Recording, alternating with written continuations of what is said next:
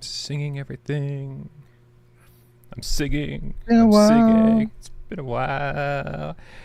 But you know what song I should be singing, Wes? I should be singing Happy Birthday to you, brother. Is it your birthday today? It is indeed my birthday today. Thank you, Brian. I've heard that surprisingly little today from people who don't live with me, so I appreciate it.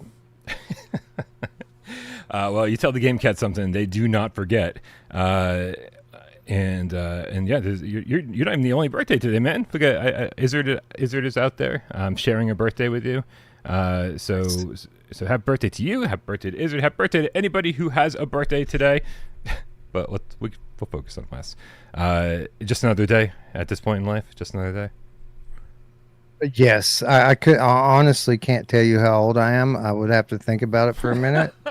We're at that point in life. Oh boy. Yeah. I really don't know. Honestly, that's rough. Wait, are we the same age? I could give you like 3 numbers, and it'll be one of them. Let me think. Let me do the math. 47. Oh shit. Okay, I don't know why I thought you were either the same age as me or younger.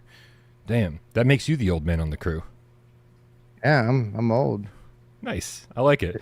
Yeah. Okay, we don't have to drag this out. Anyway, thanks everybody for being here. We are going to start the show because we have so much to talk about. So let's do this, man. You ready? I am ready. Let's go.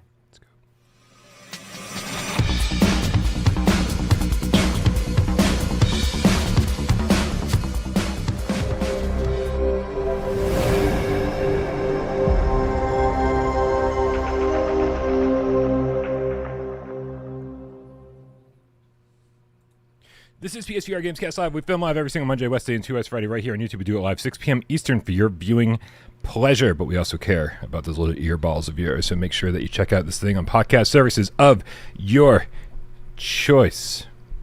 Choose Spotify, because everything else is an absolute mess. Actually, I don't know if that's true. I really don't. My name is Brian Paul, this channel right here without Parole. Just joining me over here to my left, your right, it's Wes Dillon from Virtual Strangers. Woo! Hello, everyone. Hey. Hi, welcome. Hello, Game Cats. Hello, Brian. Yeah, I actually feel justified in receiving that awesome introduction today because we actually managed to get an episode up this week. Can you believe it? Woo! That's great, man. Wait, hold on a second. There was actually something. I think I missed the episode as always because you guys do it at such random times. But there was something. I remember seeing the headline. What did you guys focus on this week? Let's see. We did Zombie Army VR impressions, and then we just ran down all of the fucking incredible games that have been revealed over the last couple of weeks. Reach. What do we do? We did Reach. We did Deadpool VR. We did Thief. We did Teenage Mutant Ninja Turtles and Demeo D&D Battle Mart. So yeah, all of that got revealed since our last episode a couple weeks ago. D&D in Demeo, as I affectionately refer to it as. D&D? D&D. It rolls off the tongue more than Demeo Cross Dungeons and Dragons : Battlemarked. I guess people don't pronounce the colon. Retribution. Retribution and Knuckles. The Game Cat Andrew Ehrenreich with the $5 tip says, "Happy fucking birthday, Wes!" Woo! Thank you. We're just gonna be doing this the whole time. Bambino Ramos with the level 1 membership says, "Love you guys. Happy birthday, Wes." Love you too, Bam. Thank you. Thanks, everyone. Mad Vegan gifted 5 without Parole memberships. Looks like Thundercat. Chris hates dying VR. Chris hates dying VR. Okay. The Dank Cheese. I don't know who else. Oh, Truth Hurts. All good. We're the recipients of those gifted memberships. Thank you, Mad Vegan. I'm sorry, Mad _Vegan for your generosity. It's super sweet of you. Wes, how can you believe this shit? We had a PlayStation VR Spotlight yesterday, an official PlayStation VR Spotlight by Sony, where they showcased 4 games that are all coming to PSVR 2. And none of those games made the headline of this episode today. That, I mean, for a headset that's supposedly dead, that people are counting out big time. Pretty crazy, man. That we've got so much news happening for PSVR 2 that even the Spotlight didn't make today's headline. Yeah. I was about to say, man, it depends on how you take that, right? Like, they announced 4 games and none of them made the headline. Like, that's not necessarily good. Like, it depends on how you look at it. But no, you're right. The hits just keep on coming. And you know what? Like, all these games that are being announced, and there's literally dozens of them in the last month or so. I'm pretty sure almost all of them coming this year, or at least claiming that they're going to come this year. Hell yeah. Yeah, I mean, we are in kind of a oddly prolific time, like a prolific. Dude, we're in an oddly prolific summer. I feel like the game should have died out weeks ago, and it's just we were talking about how crazy May was, and May just seemed like the games just kept coming, and then here we are in June, and the month isn't even over. Right, we got games all month. Now the month isn't even over, and we keep getting not only new announcements but also new releases. With V-Rider SBK surprise release this Friday, following up on Undead Citadel tomorrow. I mean, and then of course, and listen, I mean, this isn't the end either. Like AJ's been teasing something for the last week or so. So if you don't follow AJ over on Twitter, he's been teasing something. They've been, I think that this teases have been going up in our news channel on Discord as well. Make sure you follow us there. And there's even more. There's even more coming than that. I mean, listen, the icing on the cake, obviously. I mean, fuck it wouldn't even be the icing on the cake. It would be the cake if at tomorrow's Capcom showcase they announced something about Resident Evil 9 in VR, right? Yeah, when Sony tweeted out yesterday that they were going to be doing some announcements, I was just like, yes, there it is. It's coming. It didn't come. No. And for those of you speculating that AJ is going to reveal RE9 tomorrow, chill, okay? Yeah. What he's got's cool, but it's not RE9. So, yeah. Temper it back just a little bit. But you're right, man. Lots of announcements, lots of unannounced things that still have yet to be revealed. Upload VR Summer Showcase coming very soon as well. Yeah, lots happening. Silver Nexus in the chat says, you called it at launch, Brian. The third year would pop off, and pop goes the Game Cats. Did I say something that was accurate? That doesn't sound right. I mean, that sounds like something Wes might have said, or maybe some other channel you're confusing me with. But my track record for predictions is painfully low, so painfully inaccurate. But thanks for giving me the credit for it. We got King Rollo, the cartoon cat with the level 1 membership, says, "Happy birthday, Wes! Keep smashing it out of the park." Fuck yeah. Yeah. Comic book guy with the £5 says, "Hi, and thank you for not finding anything I tag you about PSVR2 annoying." And happy birthday, Wes. The first part of that is in regards to Twitter. Over on Twitter, comic book guy is like killing it. All right, listen, I want to give props where they're due. Comic book guy is doing the thing that I keep telling people. Listen, if you want it, you've got to be active about it. You got to be vocal about it. So many people get complacent by saying, "Well, I guess we don't have 3D Blu-ray support. Well, I guess we don't have this game. I guess this game's going to remain a Quest exclusive. I guess we're never going to get a hybrid." Dude, we're a small community. And that means we have to make a lot of noise sometimes when you want something. And comic book guys out there, like every day, emailing developers and publishers and saying, "Hey, like, can we make this happen?" So I apologize for not being more active and retweeting and all that, but like I'm paying attention, man, and I'm seeing that you're doing the work. You're doing the work, and if we get any of this stuff, we're going to turn to you and say thank you, because you're the one out there, like, really hitting the pavement, boots on the ground and all that. So is comic book guy on Twitter, or is this the guy that always tags me just about every day with these types of tweets as well? This sounds right. There's a few of them, man. The Comic Book Guy's not the only one, but he is Comic Book Guy 220 on Twitter. Okay. Yeah. He doesn't tag me, but there is another one that very frequently tags me. So shout out to this person whose name I don't recall. Yeah. There's a handful, and you know, there's people doing change.org petitions. There's people doing all sorts of stuff, and it really and it kills me, Wes, because so many of the responses are like, why do you think this is going to make a difference? You know, do you think you're going to make any difference by creating a change.org petition? And the answer is no, you might not make a difference by creating a petition, but what you're doing is putting eyes on the movement, because PSVR2 is a movement. And you know, I think any other group of people would have said, I guess it's dead. Let's move along. And we have been loud and persistent and making noise from day one, to the point where it bothers like the Quest fanboys. Like, I love watching them on Twitter going, oh, all you guys ever do is beg for games. And I was like, yeah, but you know what we're getting?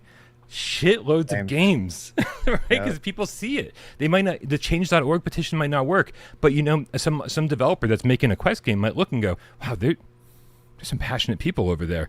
We should consider getting our game on PSVR 2 after we're done with our Quest port. It all matters. And I love that shit, man. We're making a difference.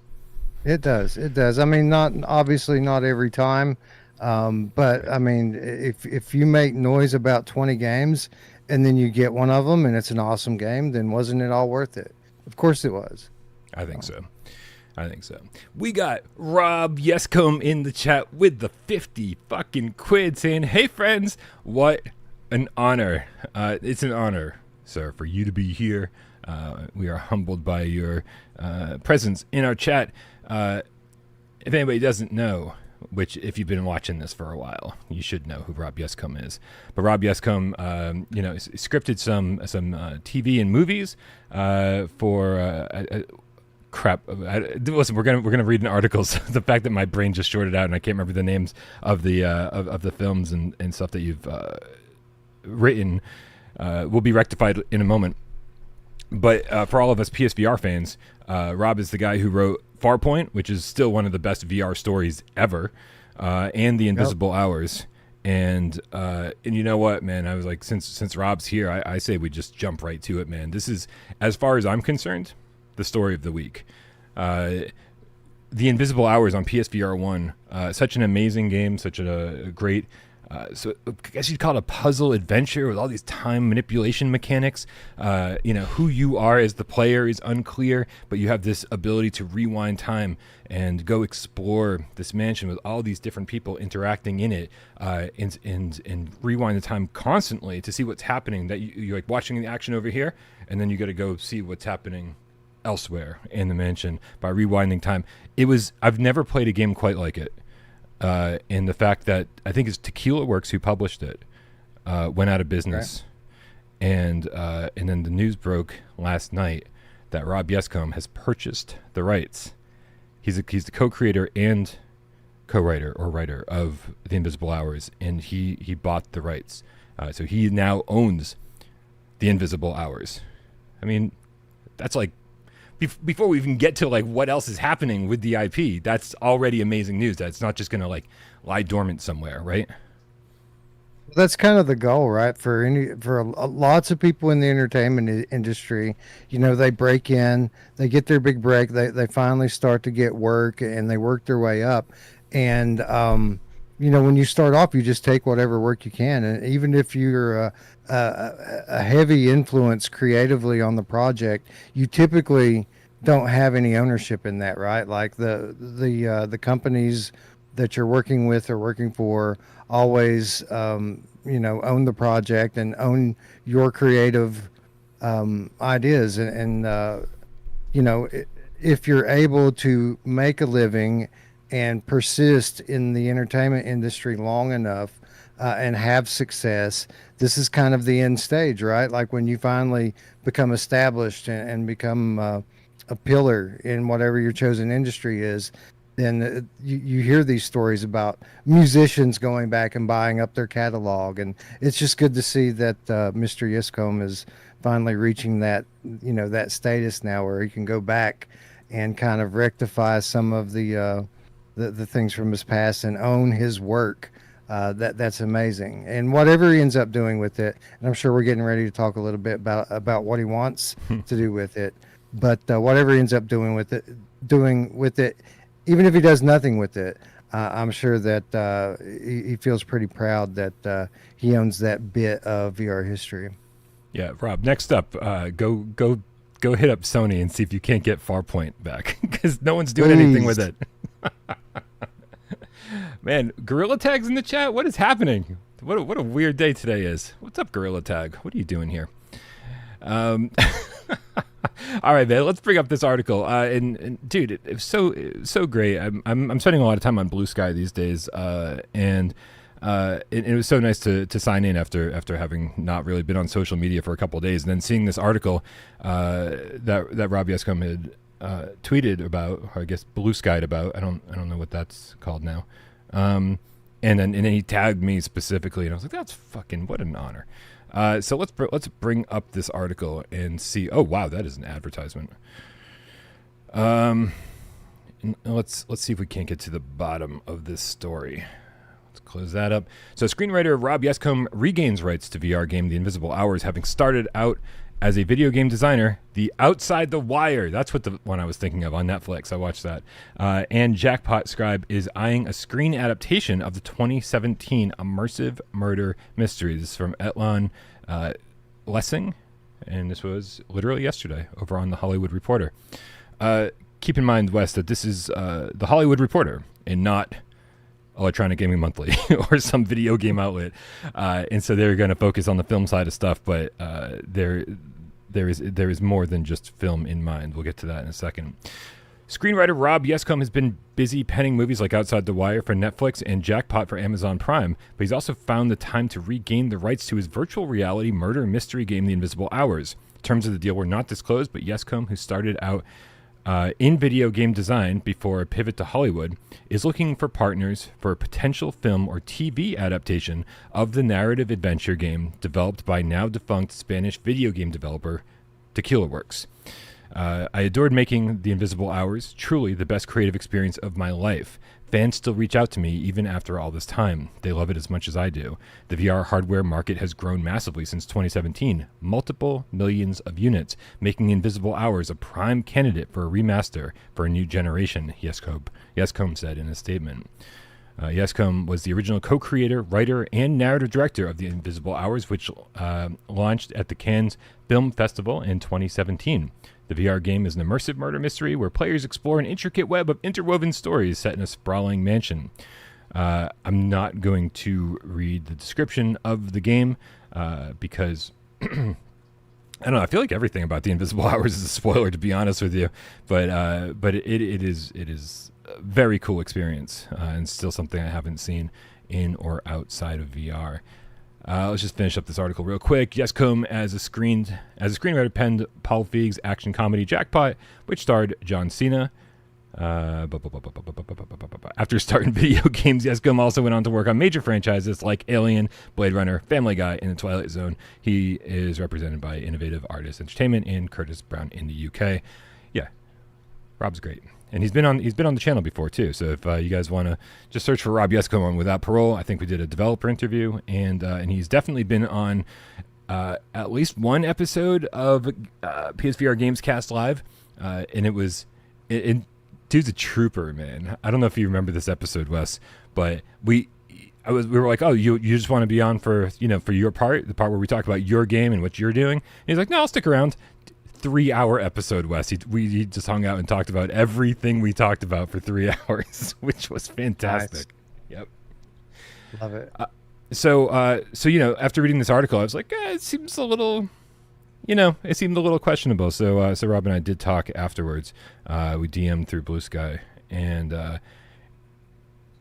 was like, what's up? I mean, like, is this, are you focusing on a movie or is the VR remake or whatever? Like, what's the plan?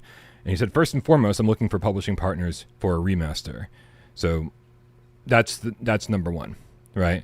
And so that's really good to hear, because obviously I think that's the thing that we care about as an audience most of all, is not letting this game die on the vine as a PSVR1 and PC game.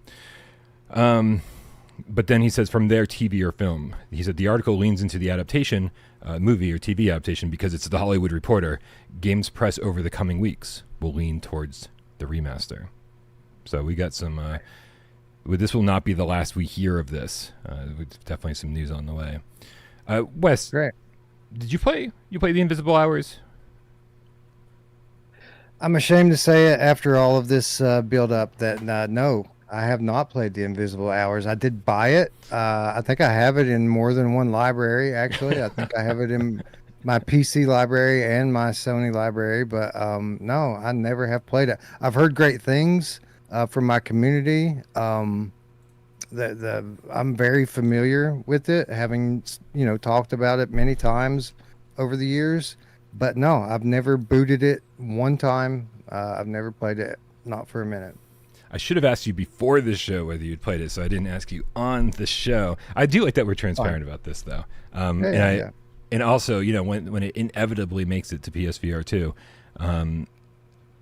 it's going to be really cool. That it'll be your first time through it. There's a lot of stuff that's very surprising. There's a lot of great stuff that we can't talk about because it would be massive spoilers.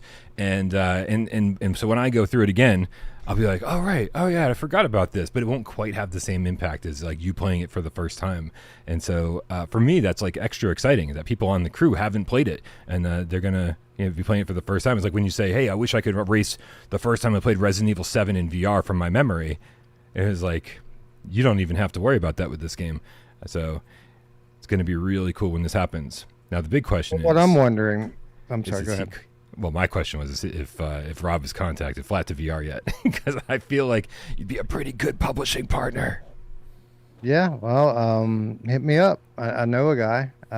We can set up a call if we want to explore these things. But what I'm wondering, obviously, the no-brainer thing here with bringing this title into the modern generation is the thing that got pointed out in that article.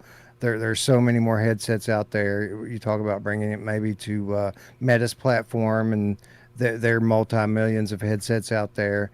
That's all a no-brainer.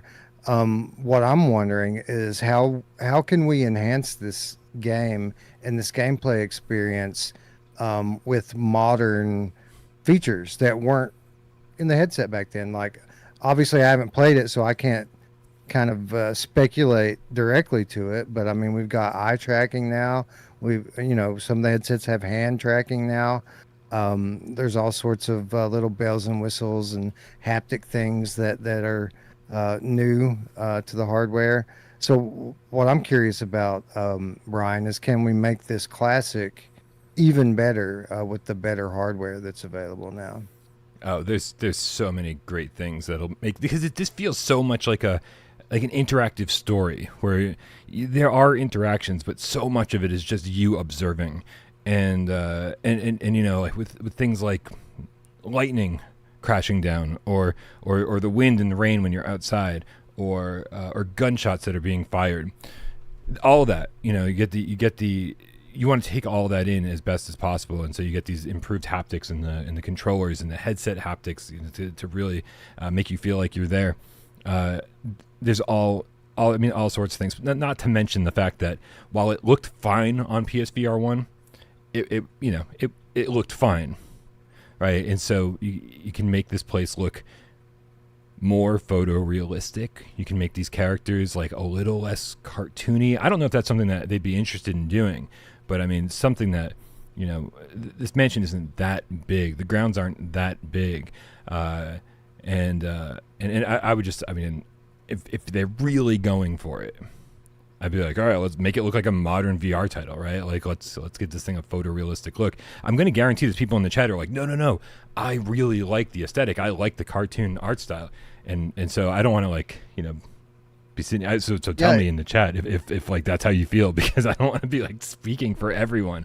But I would just love it if it was like, oh, these people look so real. The people and of course the mansion. These are the central characters. These are the central things you're looking at. So I just want them to be as realistic as possible. Yeah, it does have a distinct art style, though. It's one of the things that I do remember about it is the characters all had a very specific look to them, and so did the environment. So I would be surprised if that were the direction that we're taking with it. I think Yeah. we can make it look nicer without um, kind of taking it in a whole different direction in terms of art. I think it's much more likely to kind of get a remaster than kind of a remake, so to speak. But Probably a safer again, route all, too. all speculation on my part. Yeah, definitely a safer route to go. The last thing you want to do is, basically build a new game from the ground up and then find out that maybe it's not a market for it. That'd be insane. I'm sure he's gauging interest, and definitely let us know in the chat whether you played this before, or in the comments if you're watching this later. Let us know in the chat whether you played this before, whether you played again, or if it's the first time you're even hearing about it, and if it sounds like something you'd be interested in picking up.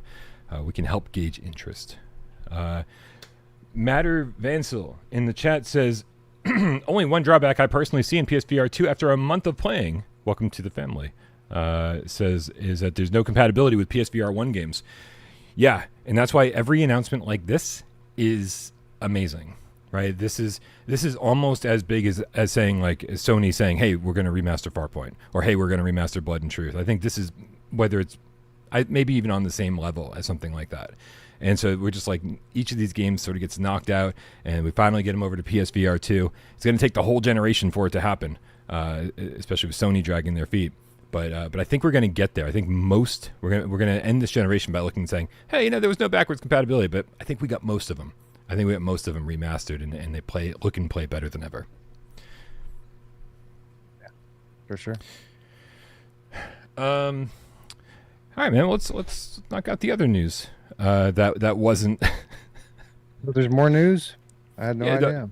Yeah, it's a lot of news, man. It's a lot of news. But there's the other big one that wasn't part of the spotlight, and so let's get that up and running. And that is that Little Nightmares VR Altered Echoes was announced. Not for PSVR 2, not for Quest, not for PC VR, not for Pico, not for Apple. Not for anything. They just said VR, and so the question is what VR, right? It looks like it's like a new story that's being told. It looks like it's got a subtitle I haven't seen before, and so it looks like they're building a Little Nightmares game from the ground up for unspecified VR platforms, and I think we can thank Out of Sight for this. Maybe. Maybe we can think Out of Sight, at least for the announcement. It's probably something that was already in development, and then when they saw Out of Sight, they said, "Well, let's get in on the action while people are, while the genre is hot, so to speak." I didn't know what to think about this trailer, man. Now, obviously, loved Little Nightmares, loved it in VR. Even as it was as a side scroller, it was awesome to play it in 3D VR. But when I saw this trailer, man, like they didn't show much, right? Like it was, if I recall, it's been a couple of days, or it's been since yesterday since I watched it. But it's been a while. But I think it was from like a first person's perspective, which I found interesting. But besides that, I mean, there really wasn't a whole lot to take from the trailer other than the title of the game. Which is literally this complete 100% source of all of my excitement for this. Yeah, the description of the trailer says coming soon, and so that's interesting. This sounds like something that obviously has been in development for a while, but it's so strange that they're teasing this potential first person mode, because I think all of us, you just touched on it, having played it, and I'm guessing in UEVR. Is that all we really were asking for when it came to Little Nightmares? Was we just want to play the exact same game, Little Nightmares 1, 2, or the upcoming 3, or Tarsiers' own Reanimal, which is essentially another Little Nightmares game.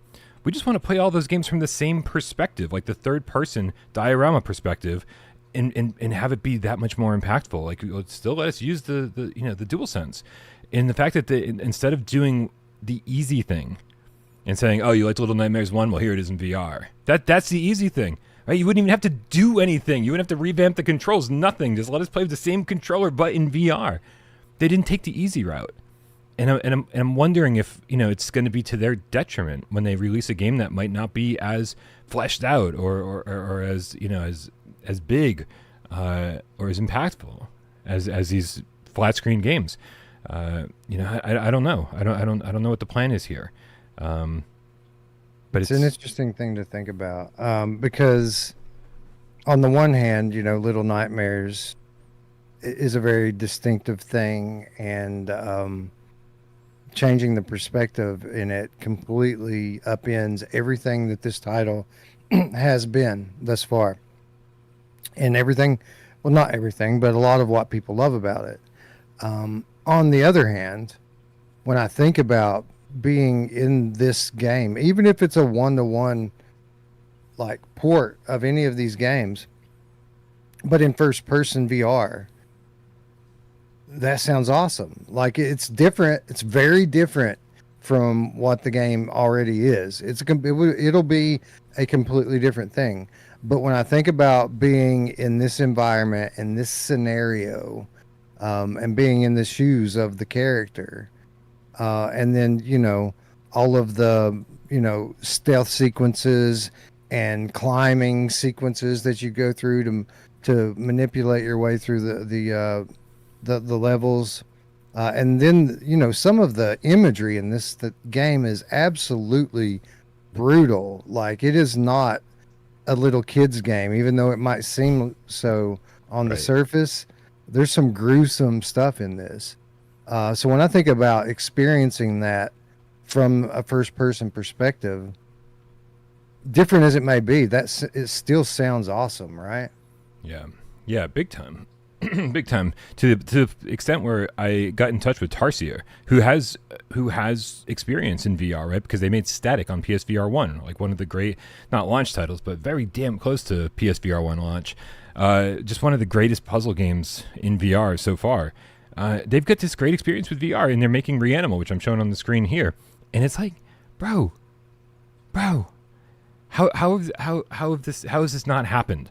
And so, I poked them about that, and I haven't gotten a response, which could be good or could be bad. But it does kind of feel like there are games out there like this where it's like you are really leaving money on the table by not just flipping the switch, right, and just letting us play this in VR. The very few games, I think, really work that way. I think most people, when they say they want a game, in VR, they want their hands in VR. They want it to be first person if it wasn't previously. And then here we are going, we don't want that. We don't want hands. We don't want first person. We just want the game, and we just want to be able to play it in 3D on our couch with our headset on. And so really, really hoping that some of these studios wake up and give us what we're looking for. But I think the thing that most people care about right now, Wes, before we even see gameplay for Little Nightmares VR, is whether it'll be PSVR 2. And you got to figure it's got to be happening, right? You would think so. I mean, this franchise has always been one that supports, multi-platforms, and I wouldn't think that this would be any different. But I mean, you never know. It's a different market, right? Like, it really just all depends on the budget behind it. Like, if there's enough budget behind it to support all platforms, then it will come to all platforms. If it doesn't have enough budget to support all platforms, then we have that question, right? Are they targeting, the most potential for profit, or are they targeting the most potential in terms of the game itself? Because you have games, they typically fall in one of two categories, right? Either they're trying to get rich fast and they're making a quest game, or they're trying to make the very best game they can, like an Arcane Age, for example, and they're targeting console and PC. Good point. I would expect that it's probably D, all of the above, but again, speculation.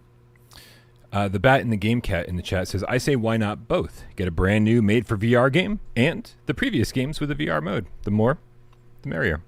I do not disagree with you, sir. I think that is a they work out surprisingly well in VR because it isn't just a flat 2D side scroller, right? Like it's like a 2.5D thing where like there's depth to the movement. You don't only move just left and right, but you move in and out as well, and it actually works quite well. Nice. Some of the enemies are like, even on the flat screen, that sense of scale, compared to your tiny little character, they take up most of the screen sometimes. I can only imagine that must look amazing in VR, right? Now imagine that in first person standing in front of one of these friggin' things, man. I have. I played Behemoth. It was great. Right. And Arcane Age, right? And Arcane Age, yeah. Living Legend with the Canadian $5 says, Happy WesDay, Game Cats. I can't wait for Little Nightmares VR and Meteora. Meteora looks amazing, and it's a hybrid too. Hope it's sharp and runs at least 90 native. Bro, I don't know what to say. Right, I started off this show. Before we started off the show, I was talking to Wes and being like, we can blast through a lot of the stuff that was in the spotlight yesterday, because at least Meteor doesn't look all that special. And then the first tip we get about the spotlight specifically is Living Legend giving a shout out to Meteora. So I don't know, man. I feel like I'm missing something because Meteor it's not doing anything for me. It's not screaming my name saying, oh, this is something you need to play. But I'm obviously missing something. I'm sure it's going to look great in VR, and like the particle effects is going to give us that Tetris effect type experience, with shit flying past your face. So that could be cool, but the gameplay itself also needs to win me over. And so far, I haven't seen anything that really does anything for me. But I don't know. Maybe I'm alone on that. What do you think, Wes? I think it's something that we're going to have to play to find out. I think it does look like it has the potential to be beautiful in the headset, right? Like with all of the particle effects and bloom going on here. I think that it'll have an immediate wow factor if it's a good version of the game. But as far as like the gameplay concept, I mean, it could work. The game that they've put together here, it would need to have a lot of diversity and progression, right? Like they can't give you the whole game in the first half hour and then expect you to kind of just see how far you can go with it. They need to keep adding elements level after level after level, and to keep players interested in playing for a long time. I do think it has the potential to be fun on a first play, or like the first few handfuls of plays. I think where the real risk here is that it ends up getting stale after a few plays, and that you end up putting it down and not coming back to it. But I don't know. It's unique. I'll give it that. Like they're calling it a combat racer. So like literally you're going to be going up against your friends, I would assume. And it's one of these things where you're a meteor speeding through space. And I think the basic concept of it is that there are certain things that you can hit that will chip away at your the mass. It'll make you smaller. And then there are certain things that you can hit that will add to your mass and make you bigger, and therefore last longer. And the whole concept is, whoever can last the longest wins. That's a very simplistic kind of description of it. There's obviously a lot more to it in terms of the abilities and things that you pick up along the way. And I mean, if it's a combat racer, there's got to be some combat involved, right? I mean, there's a whole section here on the PlayStation blog that says combat in Meteor Cosmos is fast and ruthless. Executing takedowns on rival meteors is a rush. Flawless takedowns grant you momentary invincibility, allowing you to tear through space unchallenged, while also presenting a perfect tool for split-second decision-making thrills. They says not every meteor is hostile, though. Some offer valuable resources, some bolster your mass, some restore your fuel, and volatile meteors summon unpredictable hazards. Yeah, I mean, it looks, it's good. It seems like a game. If there's potential here for to be one of these games that puts you in a flow state. Like if the audio and the haptics are all dialed in, Tetris Effect, even though it's a very different game, it's a good example because I think a lot of what makes Tetris Effect good could be what makes this game good. But again, like that's a pretty tall order to deliver on something like that. It isn't something that you just do on a whim. You have to have expert level game makers, behind it, game designers. So yeah, I mean, I'm not going to just dismiss it out of hand here. I think it does have a potential of being something that's good for a couple times and then getting boring. But I also think it has the potential of being something that puts you in a flow state, and you go in meaning to play a 15-minute run and end up staying in it for 3 hours. So yeah, only time will tell. Only time will tell. I will say I was surprised to see this one during the spotlight. I remember waking up and seeing texts and being, notifications and everything being like, "Oh, spotlight's happening," and I'm like, "Oh, crazy!" And it was weird because we didn't get a ton of updates on this one. We'd heard of this game before. This is not the first time we've heard of this game. This is an India Hero project game, and so it wasn't something we were unfamiliar with. We talked about this game before. And then they say, oh, hey, we just have a blog post, and here's a little bit more about PSVR2 specifics on it, which is great. We'll love hearing Sony talk about VR, even if it's on a game that we've heard about before. But it just seemed like a weird pick, right? I feel like you want to be like, hey, we care about VR, and here's some games. We're just going to tell you about a game that you already know about. So, and I'm sure you can tell from this conversation that Wes and I are having. It seems like a game that you're just going to have to play to understand whether it's great or not. And so I don't think it translates that well to the flat screen. But again, we'll find out. This seems like it would be terrible on a flat screen. Like, I was surprised to hear you say that this was like a hybrid. Yeah. Yeah. Yeah, I'm a little surprised at that too. But that's not obviously the only game that they talked about. We also got Grit in Valor 1949, which is, for PlayStation at least, a brand new game. This is going to be on... This is also a flat screen game and a VR game, so another hybrid here. And here, can I bring this up? Is that going to be a thing? Yeah. So the trailer looks really good. I checked out Steam reviews on this, and it looks like they're mostly positive. But it's all about strategy, man. It's another tactical, real-time strategy is probably the best descriptor for it. And it's another roguelite, by the way. Just a heads up, everybody. So I guess you'd be trying to get through and fight these different maps until you die, and then come back, and hopefully with some more power-ups and more abilities than the first time you did it. I think. So you say this is on Steam. Is there a VR version up on Steam already, or is it like a game that's already out on flat that's coming to VR on multiple platforms now?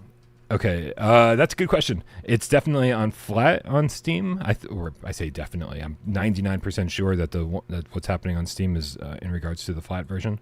And I don't know. Here, let me look it up right now. Grit in Valor 1949 is $20 currently on Steam. And let's see.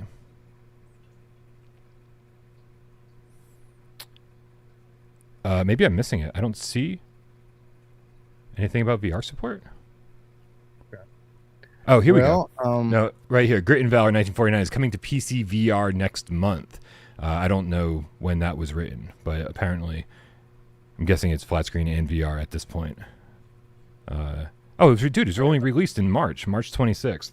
So, yeah, it should be out. It should be out on VR as well. I'll tell you. Give me just a second here.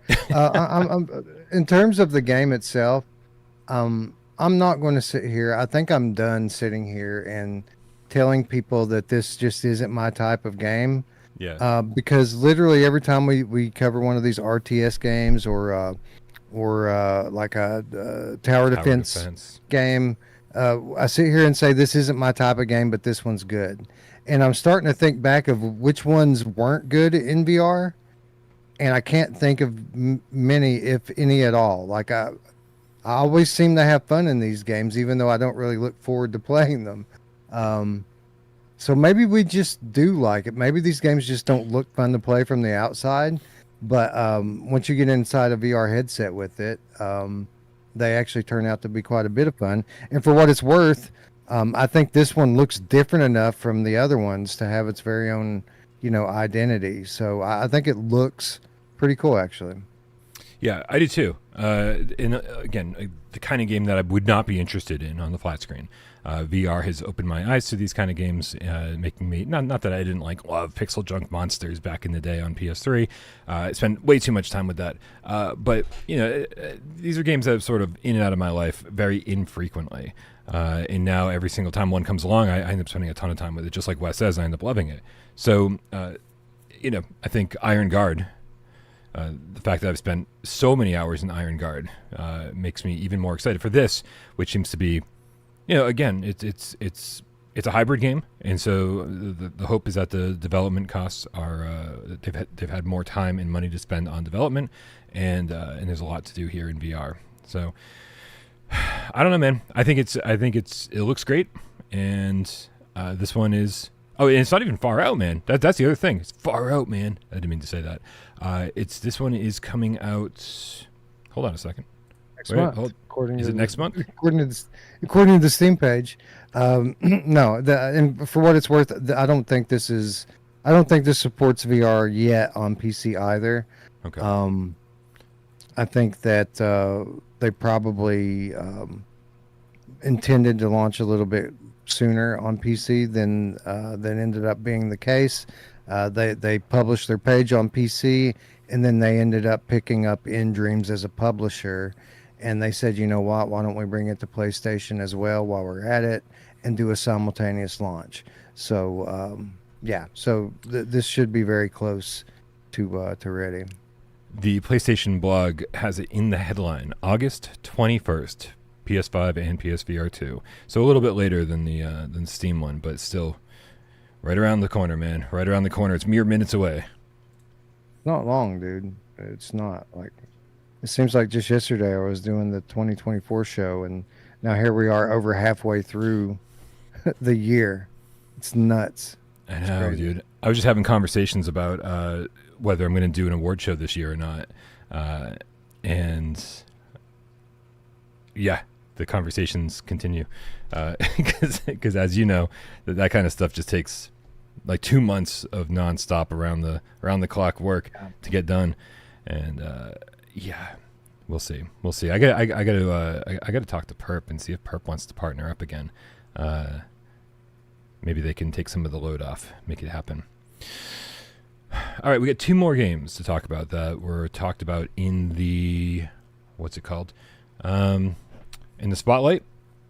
And that was Dreams of Another, which is a game that we all knew, again, was coming and was been talked about even fairly recently. And they announced a first-person mode the last time they talked about this, the last time Q Games talked about this. Speaking of Pixel Junk, creators of Pixel Junk are the ones who are creating Dreams of Another. But now, during the spotlight, they revealed the first-person gameplay of Dreams of Another, saying that it's optional. You can play this in third person or first person on PlayStation VR 2. And I will tell you, Wes, looking at this, I gotta hope this looks razor sharp in the headset, because otherwise it's just gonna be a big blurry mess. But I'm far more interested in this as a first person game than I am in it as a third person game. I'll say that. So a few things here.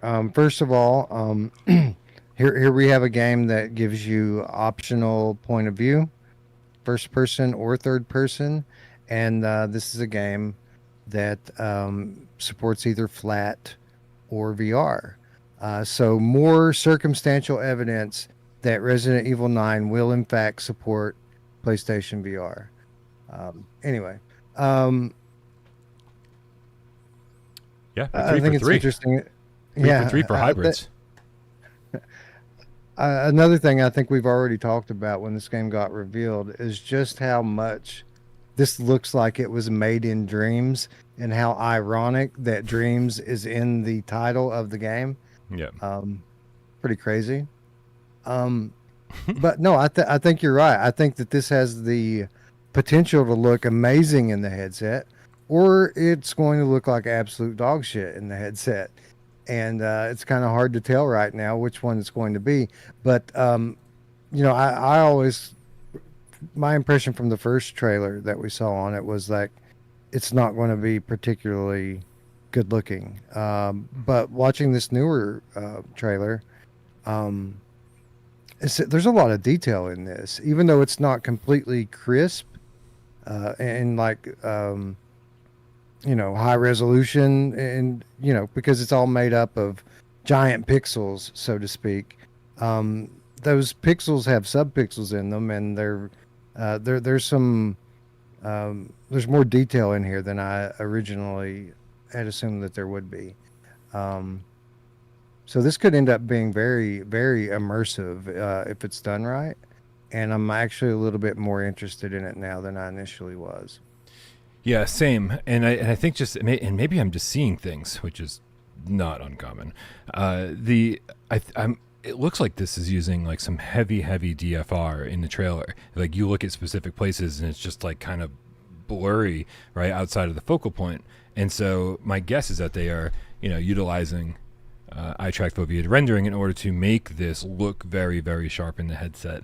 And you would think for a game that is exclusive, I'm saying this and not even being 100% sure about that, for a game that is going to be exclusive to PSVR2 or PlayStation as a whole, this is you would think that Sony would be there being like, hey guys, make sure that you're doing this, make sure that this is a showpiece title visually. I don't know, man. I've been so happy with most of Q games, most of their releases. They've always got something inventive going on, and their whole theme of being, there is no destruction without creation. It just seems like they're going. Whatever you're doing in this game, seems like it's going to be way more interesting than,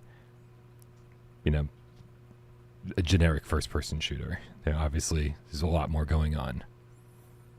I think some people are going to love this game. I think some people are absolutely going to hate it. I think that you can tell what they're doing here is going to be highly artistic, and some people are going to completely vibe with it and get the creator's kind of intention, and other people are going to be like, "Oh my God, this is so stupid and boring." I wish I had my hour back that I put into it. So yeah, it's going to be interesting to see how people react to it for sure. I love it though, like because even though I'm not sure how I'm going to feel about it, this reminds me so much of like PlayStation during the PS3 era when they were like fighting and clawing to come back and financing all these different games that were just crazy, right? And they're just like, what are you doing?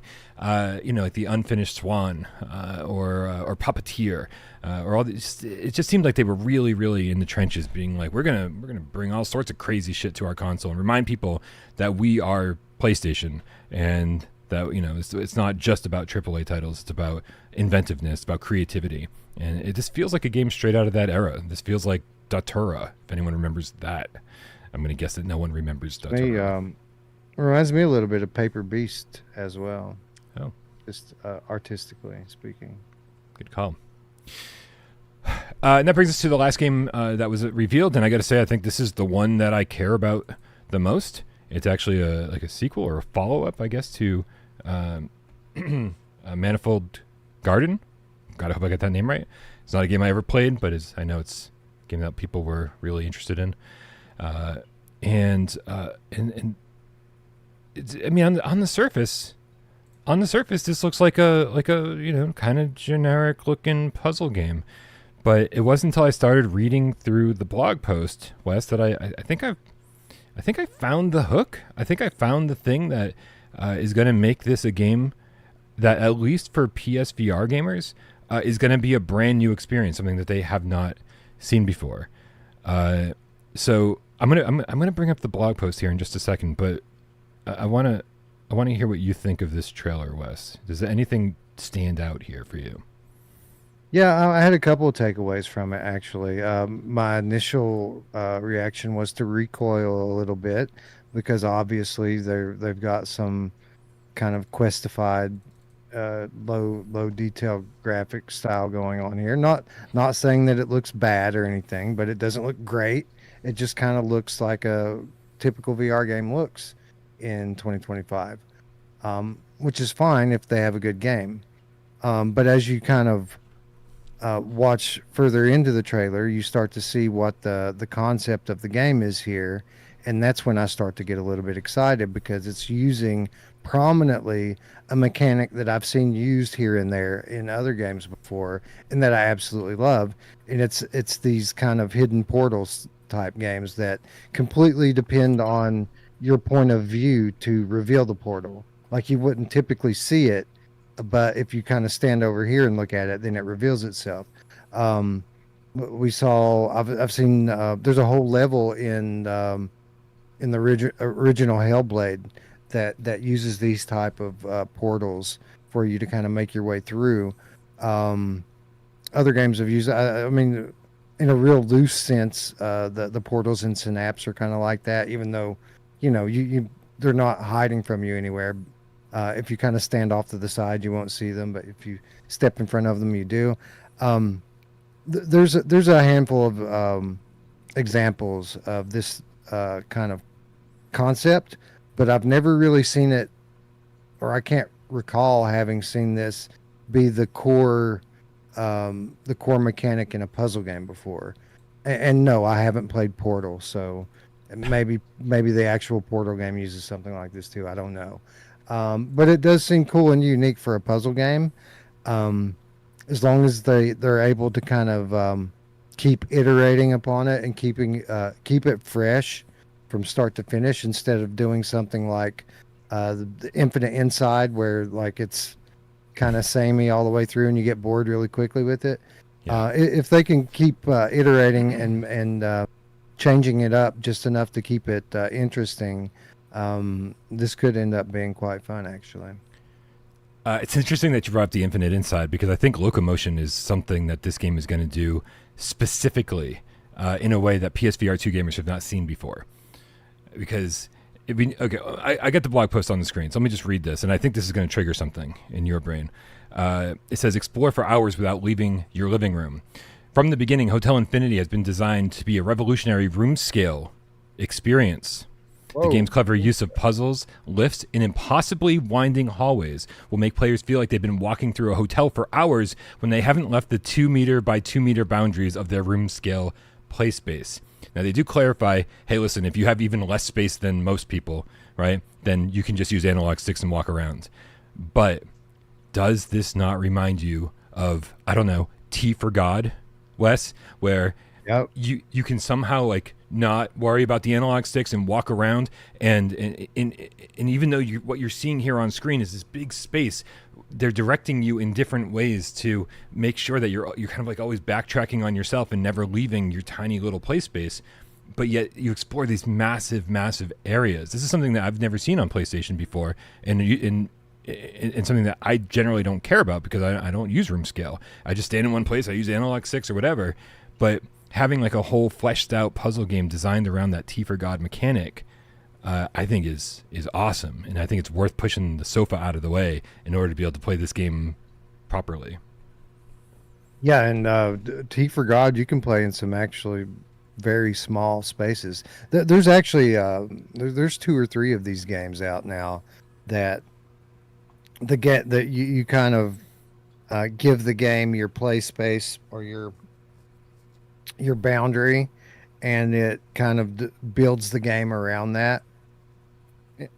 Excuse me, and does it in such a way that it's supposed to be seamless, and you're able to walk freely without ever feeling like you're being manipulated and walking in circles when in real life you're actually just walking in circles. The difference here, though, with what I'm seeing in this versus the other games that do this, is the other games either have one of two things going on. They either have you in a lot of corridors and things to kind of move you around and manipulate you, or they have moving platforms that you're stepping onto and off of, and that's how they kind of move you around in the game world without having you move too much in real life. When I look at this, I mean, there's some pretty big, wide open spaces in this game, which I find curious because that doesn't seem to kind of jive with the design concept that I've seen other games use with this. Yeah, it'd be interesting to see how they utilize it and make it all work. But I do love like just all this portal stuff. I think the portals are going to play a massive role in that, keeping you from walking too far, right? Without transporting you somewhere else. I mean, you see this the animated GIF that they're showing right here on the PlayStation blog. You're literally opening a drawer, and it transforms into a door that like leads you to a completely separate place. And it's like this is the kind of stuff we go way back on this kind of stuff, Wes. When we talk about this sort of stuff in horror games, when we say you walk into a room and then you hear something behind you and you turn around, the door that you just walked through is gone, right? And it's terrifying. You're like, shit, now I'm trapped in here. Like, what's going to happen? It's the kind of stuff that works so much better in VR because it's so much more believable. It feels so much more real that suddenly this game is delivering on that kind of stuff in not a horror game. They're saying, hey, how can we take some of these clever twisty mechanics and implement them into more of a puzzle game? And so that's where my head is at with this one. I am super excited for this. Yeah, same. I'm all for surrealism in VR. I love that dreamlike experience, and every time we talk about it, I want to go back and play Batman Arkham VR so I can play the ending again. I love it so much. Yep. Agreed. And just remember, again, they double down on saying this, like, listen, even if you don't have the 2 meter by 2 meter play space, don't worry. This is still a game that you can use analog sticks to get through. And I feel like, I'm gonna do the gimmick thing at the beginning. I'm gonna try to walk around in my living room, and then I am probably gonna crash into something and go, okay, I'm gonna sit down and play this. Well, for what it's worth, my experience in these sorts of games, T for God, even specifically, is it's a cool mechanic.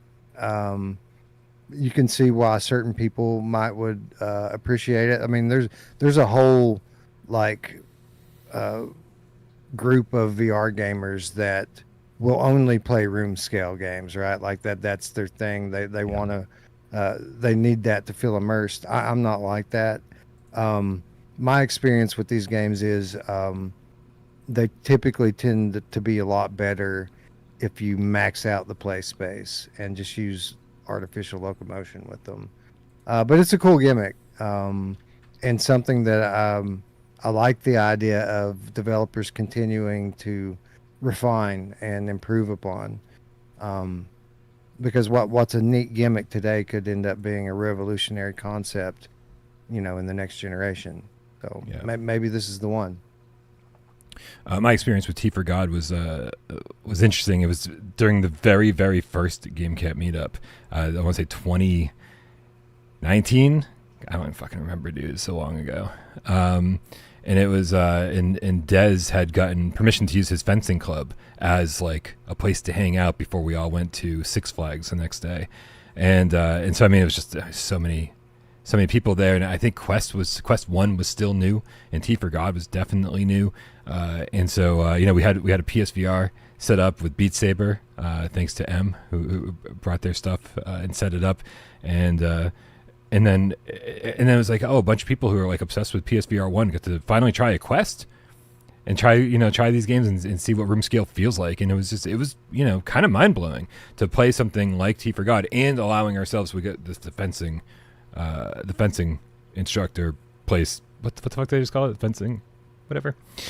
It's big. It's real big, like plenty of space. And so we actually gave ourselves like a ton of room to play T for God, and it was crazy. You like walk, you walk out a window, and then suddenly you're like shimmying on the edge of this giant skyscraper, and then you're in an elevator, and you're this and that, whatever, and it's all, and you barely moved around at all.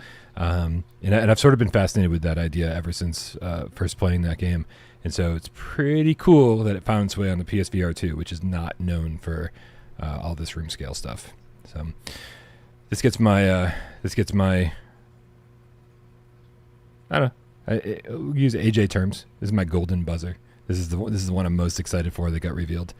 So it should be good. I mean, I kind of feel the same about all of them. Like, I can see where they all could be really good, and I can see where they all might end up being kind of boring. I think they all have a good concept, right? Like, and it's literally going to be up to the creativity of the developers, the capability of the developers, and then obviously the budget and scope of the game. But I think they all have potential. Hopefully 2 or more of them will be good. That is the hope. Coming later this year. So 2025 doesn't seem to have show any signs of slowing down. Good stuff, man. Good stuff. Did we tackle everything on the run of show? Man, it's such a long show. That we knocked out so many topics in such a short amount of time. This is great. I feel like we probably missed something. Good. Excellent. I think it's probably time to play a little 4-minute challenge then. What do you think? All right, let's do it. Cool. Let me bring up PlayStation Store listing. We can get this thing rolling. I haven't picked a game, by the way. You got anything on your mind that you want to talk about? Give me 60 seconds to figure this out. Anything going on? What's going on? We're going to try to do Game of the Month this week. The Game of the Months, 2 months. We're going to do April, May. Lots of good games come out during that window. The Midnight Walk sticks out in my mind prominently over the last couple months, but there's been a number of good games that you probably have not heard our full opinions on yet. So stay tuned for that. That's probably what we're going to do this weekend. Amazing. All right, I'm going to roll the dice on this one. We'll go with this. All right, this will be interesting. Real quick, we got AJ in the chat with the $5 says, if Resident Evil 9 gets VR mode announced tomorrow, I'm changing my announcement to take credit and delaying the other thing to keep the good times rolling later. There you go. I think that's fair. I think that Resident Evil 9 would maybe kill the excitement of your announcement. Right? It's like let's revel. It definitely would. But yeah, I think I would take. I would do exactly what AJ said there, like completely. Awesome Tatum and I have a bet going, Wes. Maybe you can chime in on this. We got a pizza bet going. He thinks that. Oh man, let me get this right. I don't think either one of us believe that tomorrow's Capcom event will have PSVR 2 shown for Resident Evil 9. We both believe it's coming. But my feeling was that whatever happens later in this year for Sony, whether it be a state of play in September or October around that time, or a showcase, which they haven't done forever, that's when they're going to reveal the PSVR 2 mode for Resident Evil 9. He thinks it'll be after launch, sometime next year. Weigh in on this, man. I need to know. I need to know where you stand. No, I definitely think they'll announce support before launch. I don't think it's necessarily going to launch simultaneously, but I do think they'll announce it before the game launches. Yeah, I'm with you. I don't think I think that it'll be the exact same thing as Resident Evil 4 in terms of timing. The game will come out early in the year. The VR mode will come out very late in the year. It'll be 8-9 months later, whatever it is. But we're all on the same page, right? Like, we think Resident Evil 9 is happening on PSVR 2. That's going to be our next big AAA game announcement. Agreed. What do you think about it? Do you think it looks cool? Like, it looks like a kind of new story that maybe ties into Resident Evil 2 and 3 a little bit. Yeah, I mean, I'm not one of these people that like did a deep dive on the trailer and paid like really close attention. I don't listen. There's been one teaser for that upcoming movie, Weapons, and then 2 full-on trailers. 10 seconds into the teaser, I knew I was going to watch it. And so I was like, yeah, I'm turning the teaser off. And then the new trailer came out, and I started watching it. And 10 seconds into that, I was like, nope, I'm not going to spoil anything. I turned that off, didn't even watch trailer 2. I'm the type of person, like, when I'm interested in something, stop selling. Right? I'm buying. You don't have to sell me anymore. So, like, dude, you can't even watch the Undead Citadel trailer without spoiling something. You know what I mean? It's like these trailers just reveal too much. And so I haven't really focused very much on the trailer because I'm like, obviously I want to play it. It's the Resident Evil 7 director back at the helm. Like, he's going to make this thing scary, you know? And I saw, like, some of the bombed out areas that they're showing. I don't even know if that's Raccoon City. I have no idea where it's even taking place or what character. As far as I'm concerned, it's the next big, scary, first-person optional game that might be in VR. And that's where I'm at with it. I'm like, I cannot fucking wait. And I kind of don't even want to know. Right? Have you dissected this more than I have, or at all? Because I haven't. Just a little bit, but I kind of don't want to talk about it now. I want you to. I don't want to spoil it for you. No, it's okay, man. This is what I do for a living. We're gonna have to talk about it eventually. Well, I mean, I didn't dissect. I only watched the thing one time. It did seem like there was a prominent shot of the Raccoon City Police Department, kind of all old and decrepit looking, but it did look like what I remember from Resident Evil 2 Remake.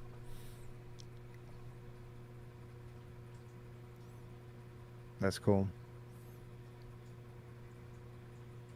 That's good. Nick says trailers suck. Yeah. I'm with you.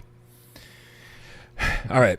Let's do this 4-minute challenge. I got a game picked out. Remember, everybody, this is not easy. It looks easier than it is. So make sure you help Wes out. I've got a game up here. It might be PSVR 1. It might be PSVR 2. So ask good questions in the chat for him to ask me. And then based on the answers I give him good game suggestions. You only get 4 minutes, but an infinite number of yes or no questions to figure it out. Are you ready? It's a potentially infinite number of questions. Every time I say it, I'm like, that's not true. Yeah. Even I don't believe it. I'm as ready as I'm going to be, Brian. All right. On your mark, get Des, go. Did we talk about this title during today's episode? No, sir. Did we talk about this developer during today's episode? No. Okay. Is this game on PSVR 2? Yes. PSVR 1? No. PSVR 2. Is it on other VR platforms? Yes. Steam? Yes. Quest? Yes. All right. So we have a multi-plat Quest game. Is it playable flat? No. Is it from a known franchise? Not outside of gaming, no. But yes, inside of gaming. So a gaming franchise. Yeah. A gaming franchise, multi-plat. Does it support multiplayer? No. I'm going to double check, but no. Is it first person? Yes. Full locomotion? Yes. No multiplayer. Just double check. No multiplayer. All right. First person Quest with a gaming franchise, and on all modern VR platforms. Is it a shooter? It has shooting. It has shooting. Wouldn't call it a shooter as my first genre. No. Okay. It has shooting in it. But it is like a gun that you're shooting?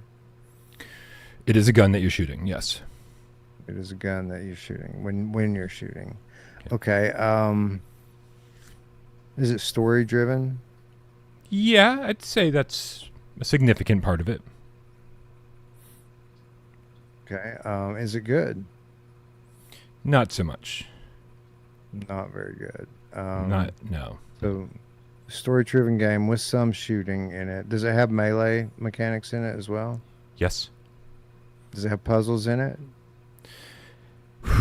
I minimal. If they're there, they're very minimal. Okay, so it's kind of like an action game, action adventure game. Again, known on a known franchise. That's kind of the key here. Like, think about games. Okay, but I think Metro's good. Is it done by Vertigo Games? No. Okay. And yes, LA I know Noir's Metro not was a on- book. I'm aware. LA Noir was not on Quest. And was not on PSVR2, as this is. 1 minute left, Wes. Okay. Hubris isn't a known thing. Did you expect it to be good before it came out? I would say, yeah. Yeah. Yeah, okay. Did the game come out this year? Ooh, that's a good question. It is... No. No, it did not come out this year. So it's not Wanderer. Right. Can't be Metro. Come on, guys. Give me some gaming franchise VR games that came out recently. Semi-recently. That has shooting in it. There's minimal puzzles. He already said that. If there's puzzles, they're minimal. If there's puzzles, they're minimal. Is there like stealth going on in it? Yeah, there's a little bit of stealth going on. A little bit of stealth going on. A little bit. It happens. Shit, All right, man. you're out of time, so you're going to have to... I will allow for one more question and then a guess. Okay. Do you is it are the graphics cartoony? No, I would say they're going for realism. Okay, so it's going for realism here. That's a good game. That's a good game.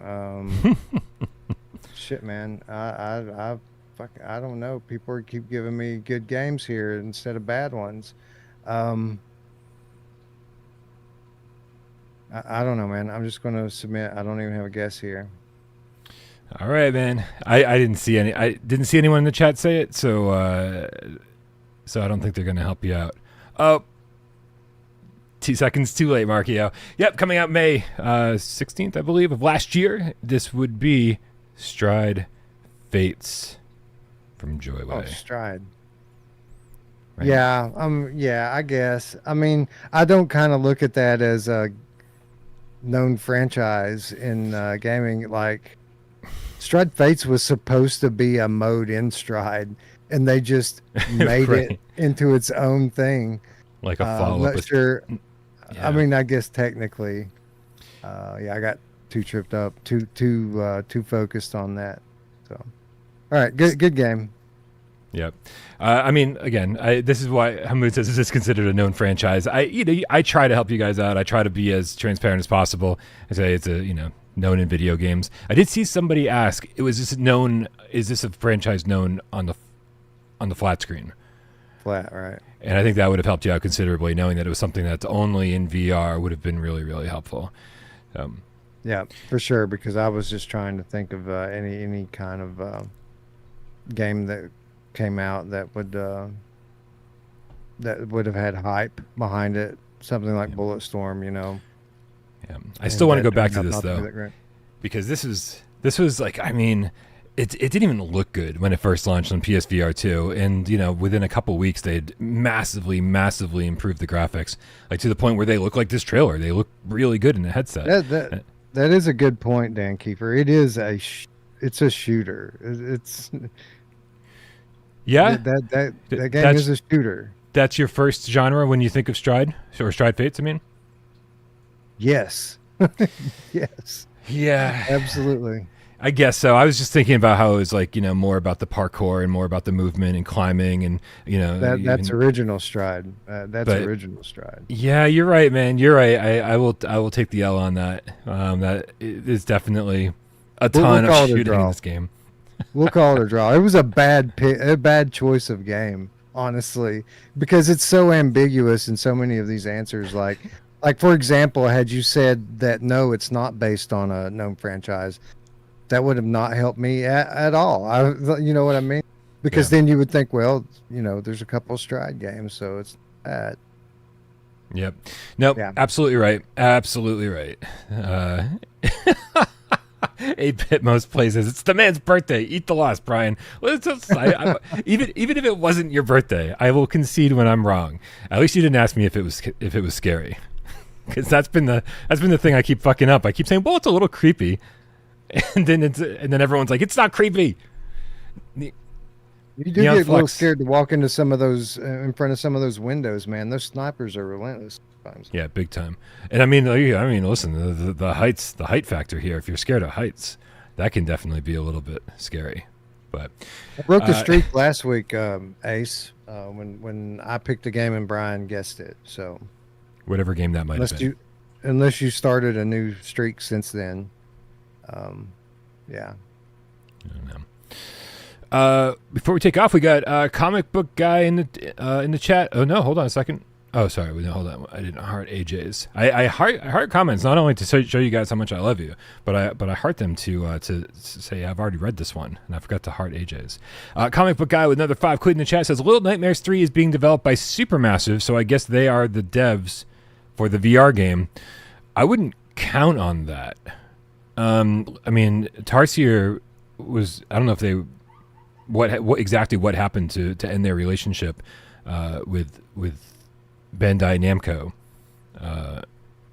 because they were the ones, Tarsier were the ones making the first two Little Nightmares games, I believe, and then now they're making their own Little Nightmares game called Reanimal, which I think has the best hope to get a VR mode, more so than Little Nightmares 1, 2, or 3. But I wouldn't count on it, man. Like I honestly feel like Supermassive could be looking at things like Out of Sight and saying, oh, look at that, they're making this in VR, and saying, but hey, who has experience in VR? And I don't think Supermassive's Rush of Blood follow-up, Switchback, really was demonstrated all the things that you need for something like this, right? Well, it was on rails the whole time, and it's like we don't even know if it did well for them. For what it's worth, though, Switchback was their third VR game, right? Well, because so they did fourth, I think. They did fourth. So yeah, so they've done more than roller coaster games. But think of the games that they've made. I don't think they've done a great job with VR, right? And then when we heard about Switchback, let's start from the beginning. Let's see if we can figure this out. First, it was Until Dawn: Rush of Blood, right? At the beginning, PSVR 1, it was a launch title. Amazing game, no doubts about that. And then The Inpatient, which was so much more of an experience than...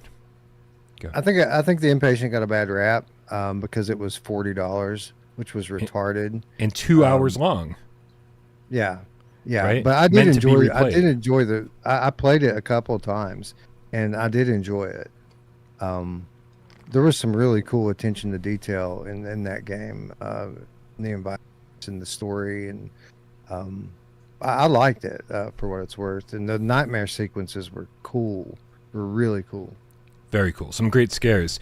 But yeah, no, I mean, listen, I'm gonna have to go down the rabbit hole completely with this, but I'm with you. Like I didn't love it, but I thought, I would have much preferred if they gave us 1 6-hour game instead of asking us to play a 2-hour game like 5 times and then remembering what decisions you made each time to alter the course of the story, right? Because that's all it was like, you pick this text response or this, not text response, so you could actually even say the words, but it's like a lot of conversations and a lot of slow-paced stuff. And some of the paths you go down are wildly different than the first path you go down, right? So it does feel like they put like another 2-hour game in this 2-hour game, and it's like, well, why not just let us go through all of that in one play? Anyway, so it didn't. But then we got Bravo Team. That was Supermassive, and I think that was a Supermassive failure. Yeah. I think they did a horrible job with that. And then when we got Switchback, I'm pretty sure I remember Miles saying that when he talked to the team that made Switchback, they were like all new. Like this was not the Supermassive team that we knew and loved that made The Inpatient and Rush of Blood. This was basically their first VR game that they had made, right? Because there had been either a lot of turnover or the VR team was just disbanded and then they brought in new people or whatever the case was. So it, for all intents and purposes, I really do think that Switchback is the first game that these particular people at Supermassive have made, which is why there were so many, questionable decisions made. Possibly. Well, I got a couple of things. Go ahead. Okay. Much like Impatient, I think that Switchback gets a little bit more of a bad rap than it deserves. I think there's a couple of areas that they could have, refined it a bit more in terms of making it more immersive, the experience that is. But since they've updated it, I really like playing it. It's a good game. The other thing, Looper has a point. I think he says they also did Tumble VR, which means that this would be the fifth one that they've done. Wes, just when you think you're an expert on something and you know everything there is to know, Looper comes along and says, "Nuh-uh." Right. Good shout, though. Good shout. Tumble was good. Anyway, so yeah, listen. I really hope that the Supermassive is not down for the count when it comes to VR. Hopefully, they're passionate about what they're doing, and they say, "Hey, maybe some of the stuff we've done isn't perfect, and we're going to use this to improve the next thing we make." That's always the hope, regardless of who the studio is, regardless of what the game was. You always hope that the next game is better than the game before, and would absolutely love if they were the ones making Little Nightmares. But I don't think we don't even know the studio at this point. So stay tuned. I'm sure they'll be announcing that soon with with maybe some actual gameplay and a projected release window, that kind of stuff. A lot of stuff to look forward to. All right, man. Indeed, yeah. I think that's it. Let's go. Let's get out of here. Let's go stand in front of an air conditioner for the next 7 hours. Hey, I'm going to go. Yeah, definitely. At least for the next 15 or 20 minutes, I'm just going to veg out in front of my air conditioner. Yeah, big time. I've turned the AC down and I still have a fan on me. So hopefully there's not a ton of background noise over here, but if there was, I apologize. It's the only way we can do this.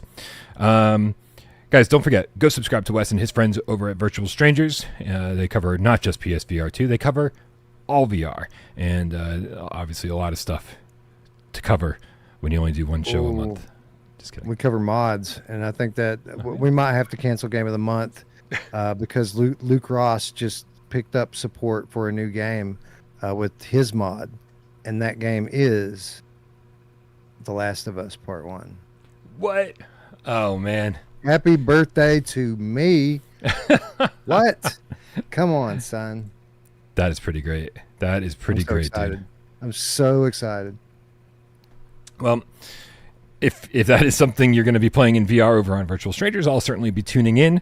So everybody, make sure you tune in with us. Go subscribe. The link for Wes's channel is in the description below. Virtual Strangers, Last of Us VR. God damn it. How does Luke Ross do it before PlayStation does? It's embarrassing, Sony. Get your shit together. This would sell headsets. God damn it. A dude. Who brings us The Last of Us VR? A dude. One guy. One guy. Yeah. One guy. Thanks everybody for being here. We love you very much. Thanks to everybody who supports the channel financially, whether it be over on patreon.com/withoutparolegames or by being a member over here or by tipping during the show. It all keeps the lights on. It keeps the AC running, and we appreciate you all very, very much for that. We can't do it without you. But money's always secondary. We're just happy that you're here, happy that you're part of this community over on Discord, or just shooting the shit with us here in the chat, helping out during 20 questions, or sitting back, watching the show, and not saying a goddamn word. We know you're out there, and we love you just as much. Happy birthday, Wes. Happy WesDay, Brian. Happy WesDay, cats. Happy birthday, Izzard. See you next week. Let's go.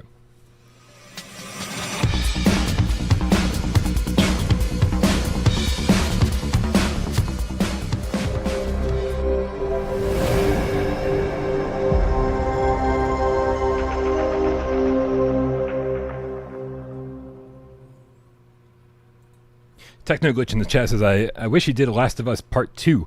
I'm glad he hasn't yet, because I still need to get around to actually playing through that on the flat screen.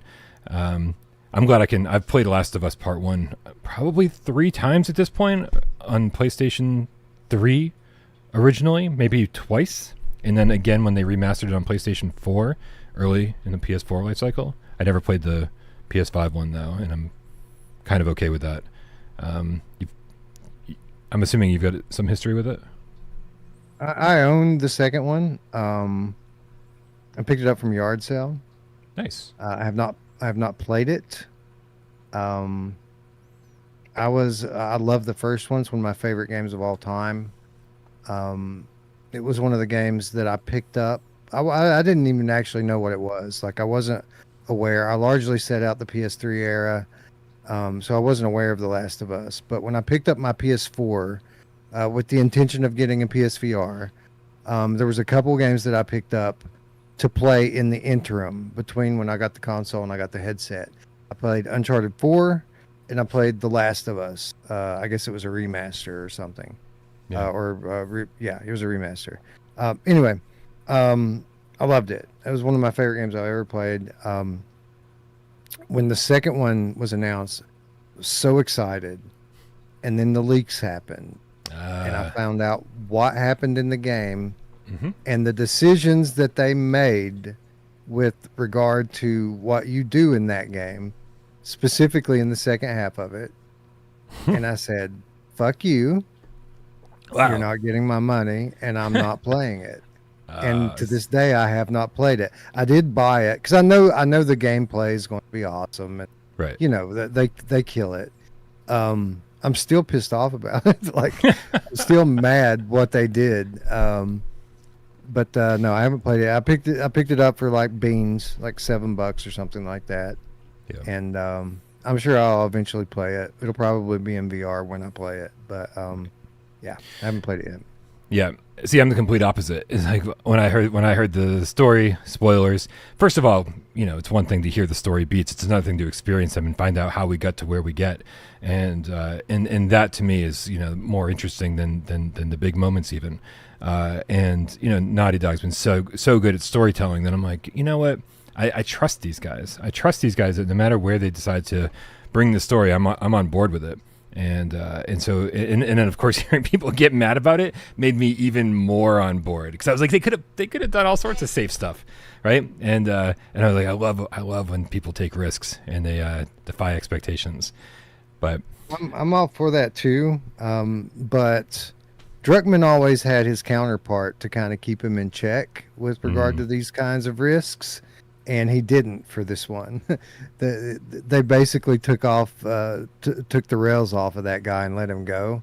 right. And I still don't agree with. I mean, I get what he was trying for, and I kind of admire someone who has the balls to go for it. But man, that was such a poor decision in my part. Like not what happens. Like I understand that. Like Yeah. I'm a fan of The Walking Dead. Like I love that we're navigating this minefield so well. Yeah.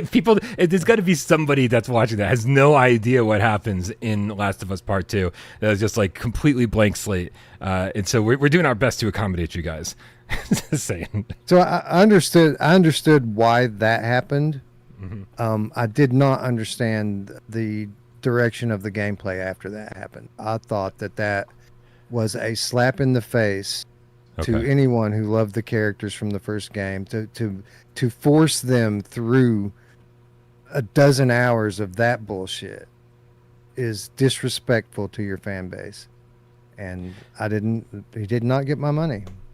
And that's where we'll leave it. But I think both of us need to play through this game, and I will 100% come back and let you know what I think of all the decisions when I actually play it for myself. I don't want to be, you know, the people standing on the sidelines being like, I didn't play it, but I have this negative opinion. I'm doing the exact same thing, being like, I'm sitting on the sidelines. I haven't played it. I have a positive opinion. And so I think we both need to play it and come back and do a spoiler cast on a flat screen PlayStation 5 game. That'd be fun. Sure. Why not? We're going to, VR is going to be dead soon enough anyway. We're going to need stuff to play. Dude, it dies every week. It's insane. I know, right? All right, man, it's time to figure out what happened in this day without parole history. On this exact day, last year, that would be June 25th, 2024. Let's figure that out. I gotta wait for my backup hard drive to get caught up, and then we can make this happen.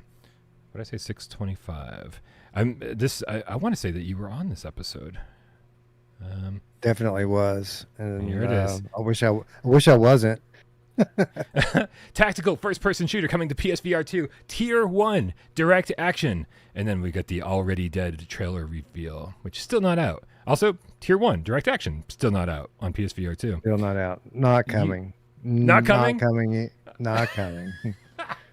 Yeah. These developers just had such lofty goals in their tactical military-based first-person shooter. They were going to be the next big thing. Wes, what happened? I wish I could tell you, but non-disclosure will not allow me to do so. But man, what a fucking disaster that turned out to be. So it did launch somewhere, though, right? Did it get early access or something on PC or Quest or something? Technically, it did. It should not have. And when it did, in the state that it did, it got the reception it deserved, and that pretty much killed the studio. Now, from what I understand, they're not giving up. They're working behind the scenes to make it better. But the team, from what I understand, is pretty much disbanded at this point, and there's just a couple of people working on it. And yeah, what a mess, man. I feel bad for them, honestly, I do. But yeah, I mean, they definitely oversold themselves to everyone, and yeah. On the bright side, I am in relatively constant contact with the Already Dead team. I think their studio is called Mooncall, if that's right. This is, if anybody doesn't remember, this is the game that literally looks like Resident Evil on PlayStation 1. PlayStation 1, not PSVR 1, right? It is a third-person tank. It looks like tank control based. Right, okay. And these guys, so every so often I hit them up and I'm like, hey, how's it going? How's Already Dead looking? And they're like, it's coming along. We're so proud, and we got awesome, a lot of good stuff happening. And you and I had speculated as to whether it was going to have a lot of VRAF interactions or if it was literally just going to be a third-person Resident Evil style game from back in the day, kind of shoved unceremoniously into VR. And fortunately, they at least are touting, saying, hey, there's going to be a lot of first-person interactions, a lot of VRAF interactions. We're gonna make this game feel like it was designed for VR. And they're wrapping things up, man. Like my hope, or as long, my expectations, I guess I should say, is that we might see this one like around this October. It could be a nice way to kick off spooky season. I'm excited. I'm down. Nice. Yeah, it looks cool. Cool. So we listen. Like we're batting what 150 or so with this last. We got some stuff coming, right? We've got this. We've got the Bounds, right? Oh, the Louisiana yeah. game. Yeah. Then there was that 2026 for PSVR 2. Oh, is that one 2026? Okay. No. I apologize. I keep getting that confused with something else that's saying 2026. They just said on Twitter 2025, I think. My bad. Sorry, what were you gonna say? And then there's that one with like the Aztec Indian monster thing that's chasing you. What was that one called? Death Relives. Yep. There's that one. Yep. And then we got another one for Perp, right? Like what's it called? Starts with a P. Well, we got Slender Man definitely coming. Yeah, but right? there was another one. And then there was Numata. Numata, that's the one I'm thinking of. Which like is sort of in suspended animation right now. Like they said they really want to make the flat screen version great before focusing on the VR version. And so I think it's better we forget about that one for the time being until it's a great flat screen game. Then they'll be a lot happier about making the PSVR 2 version. Sounds like they need some help. Sounds like they need a publisher. And then, of course, we got Affected the Asylum, which those guys... I'm really excited for that, actually. They went radio silent after making that announcement. And that game was supposed to be out a year or two ago. And then they got kind of distracted, and they had other things going on. So we should be hearing about that one soon enough. Yeah, I think that one's going to have a vastly expanded scope from the original, and I'm very much looking forward to it. Aaron Kocharski's White Knight in the chat says, hey guys, hoping you can answer this. What is the last PSVR 1 game released? Ooh. That's a trivia question that I don't think I'm gonna be able to answer because there were all these I mean, sports games. No, there were some recent ones that released in the PSVR2 era on PSVR1.